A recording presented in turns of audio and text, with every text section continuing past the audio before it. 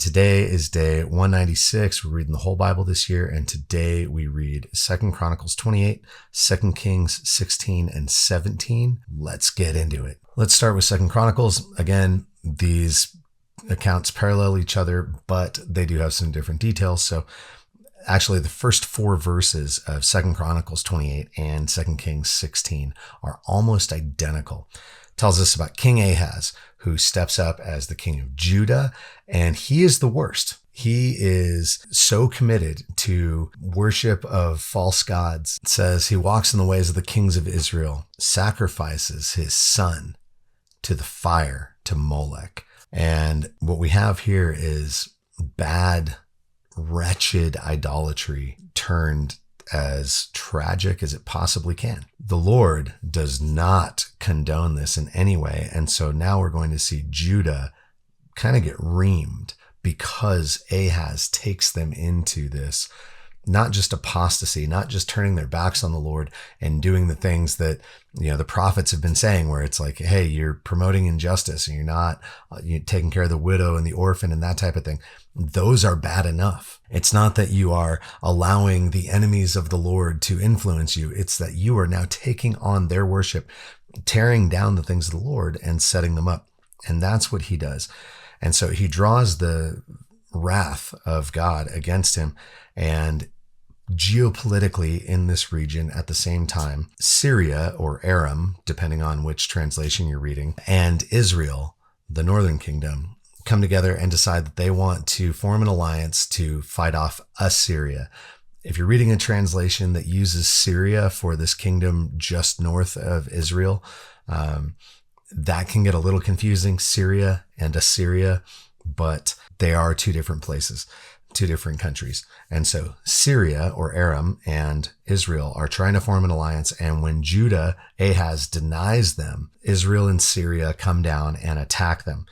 At the same time, Judah is also experiencing attacks from Edom, from Philistia, from Moab. Like everybody is coming at them. And so knowing that the Assyrians are the big bad off in the distance, off to the east, Ahaz of Judah reaches out to Tiglath-Pileser, also known as Pul, the king of Assyria in this time. And he seeks him for help as, the army of Israel is just getting destroyed by all these people. And as it goes, the whole time, the Lord is clear that this is happening because of the apostasy and idolatry of Judah.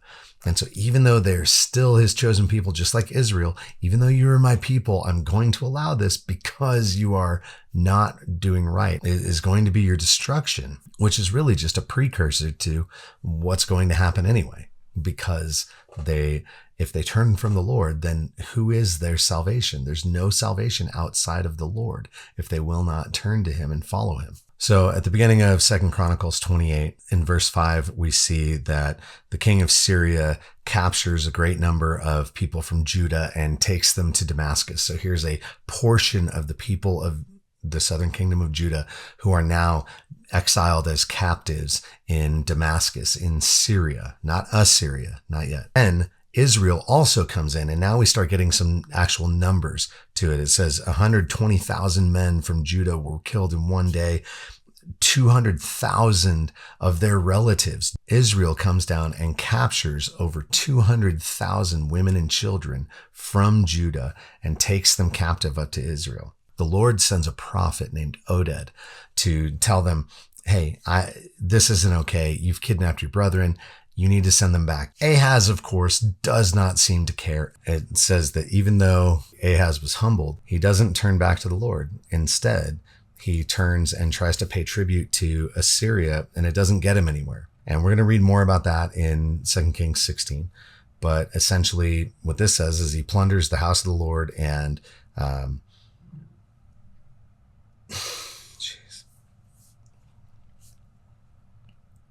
he plunders the house of the Lord and the kings and the princes and takes all of the stores, the treasure stores that he has personally and, for Yahweh. And he takes them all and tries to give them to Assyria, and it doesn't really get him anything. So then he tries worshiping the gods of Damascus, and he sets those up, and he tears down tears up everything from the house of the Lord, tears it apart, closes the doors of the temple, and then sets up idol worship all over Israel and establishes that. And he ends up dying.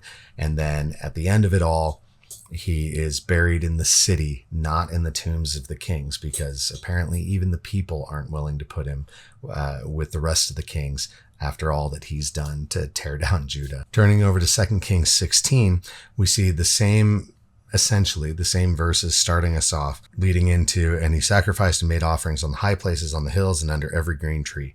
And then Rezin, king of Syria, and Pekah, the son of Remaliah, king of Israel, came up to wage war on Jerusalem. And so we kind of jump straight into this part once again, and they try to conquer him. They can't. But we see here some of the circumstances around Ahaz reaching out as he's being besieged by Syria and Judah and the Edomites as well, as he's kind of taking it on all sides. He reaches out to Tiglath-Pileser, the king of Assyria, says, "I am your servant and your son." And so he makes himself a vassal of Assyria. Assyria comes in, takes out the king of Syria and the king of Judah. Tiglath-Pileser captures a whole bunch of territory from the northern kingdom of Israel and then calls on Ahaz. And Ahaz goes up to Damascus after this has all been captured and pays all this tribute to him.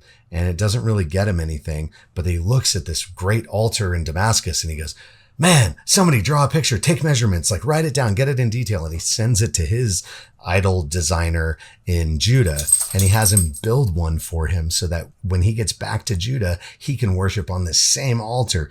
It says the king drew near to the altar and went up on it and burned his burnt offering, his grain offering, and poured his drink offering and threw the blood of his peace offerings on the altar and the bronze altar that was before the Lord. And so then it goes into the detail of how he tore down and destroyed everything that was for the worship of Yahweh. And he takes it all apart and completely, Uriah the priest and Ahaz partner up and desecrate the temple of the Lord. And then it says Hezekiah reigns in his place.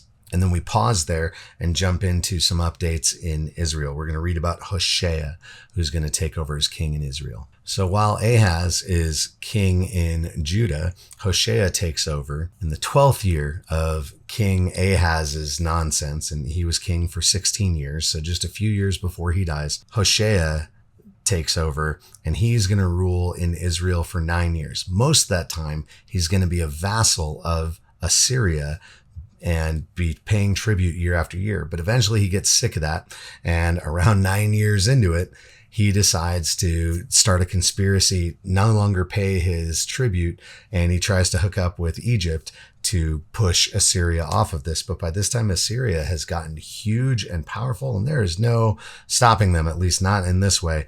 Maybe if you'd turned to the Lord, it would have happened, but they refuse to do that at every turn. So once again, he's evil. He's not as evil as some of the previous ones, but he leads Israel right into the exile that God has been prophesying, like, this is what you're headed for if you will not turn. And of course they don't. So he's arrested, and then Assyria begins to besiege Israel and capture its people. And now they get sent into exile. 2 Kings 17, 7 through 23 gives us a recap of why Israel is being exiled. It's because they broke the first commandment and pretty much all of the others. "I'm the Lord your God who brought you up out of Egypt. You shall have no other gods before me." And they did exactly that, like from day one. Jeroboam becomes king in Israel, and he sets up 2 golden calves, and they start worshiping other gods, and they rarely have moments of turning to Yahweh and proper worship of him. They do not fully turn back, and because they do not, their whole society turns into just like the rest of the world, which is full of injustice and sin and apostate, disgusting worship of demon gods where they worship, they're sacrificing their children to Molech and worshiping Baal and setting up the Asherah poles. And so it outlines all of those things. And it says, this is detestable in the eyes of the Lord, and he wouldn't stand for it, and so they're sent into exile. So Assyria sets up a new false king in Israel and resettles Samaria with people from other nations. And all of those people from other nations set up worship of their own gods. And the Lord, Yahweh, sends lions and they start killing all the people. And so when it gets back to Assyria, hey, lions have come and they're killing all these people because they don't worship the right God here. Then they go, okay, fine, find one of the priests and send him back there. And so they put a priest back in Bethel, and he teaches them to fear Yahweh, which takes the lions away, but they still worship their gods. And so we see that because Israel turned its back on Yahweh and didn't do what they were commanded, they were taken out of their place.